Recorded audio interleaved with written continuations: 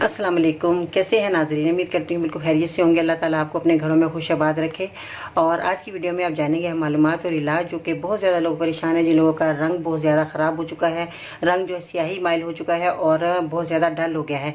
और ये सर्दी गर्मी का मैं आज नुस्खा बताने वाली हूँ, जो कि बहुत ही आसान चीज़ें आपके घर में मौजूद हैं और आप आसानी से चीज़ों को लेकर अपना इलाज कर सकते हैं, अपने रंग को फेयर कर सकते हैं। महंगी से महंगी क्रीमों का भी इस्तेमाल करने की कोई ज़रूरत नहीं है। नेचुरल कुदरती चीज़ों का इस्तेमाल करें तो आपको बहुत ज़्यादा फ़ायदा होने वाला है। तो आइए जानते हैं कि आपने क्या चीज़ें लेनी है और इसका इस्तेमाल किस तरह करना है।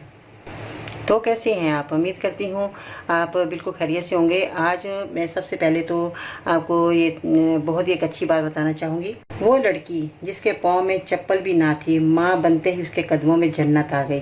वो लड़का जिस पर कोई दरवाज़ा खुलता ना था, बाप बनते ही जन्नत का दरवाज़ा बन गया। मेरी दुआ है कि अल्लाह ताला सब मुसलमानों को नेक औलाद अता फरमाए और हमेशा जो है वो ज़िंदगी अच्छी बसर करें।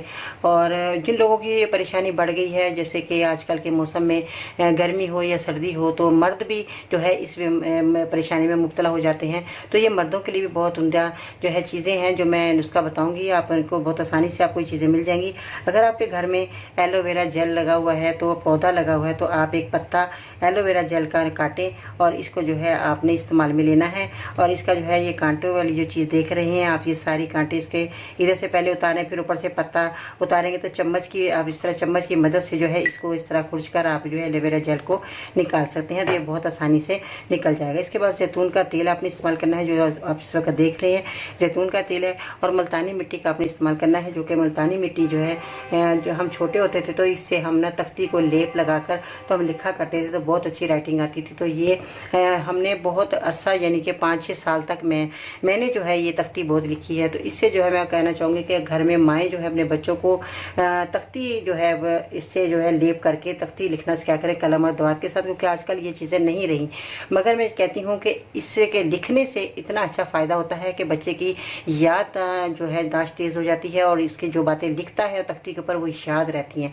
तो इसको आज हम लगाने के लिए इस्तेमाल बताएंगे, जो कि बहुत ज़्यादा जो है इसकी फ़ायदत है। तो ये मुल्तानी मिट्टी आपको आसानी से मिल जाएगी, जहाँ से किताबें वगैरह मिलती है वहाँ से भी, या जहाँ से आप सौदा सलफ लेते हैं वहाँ से भी।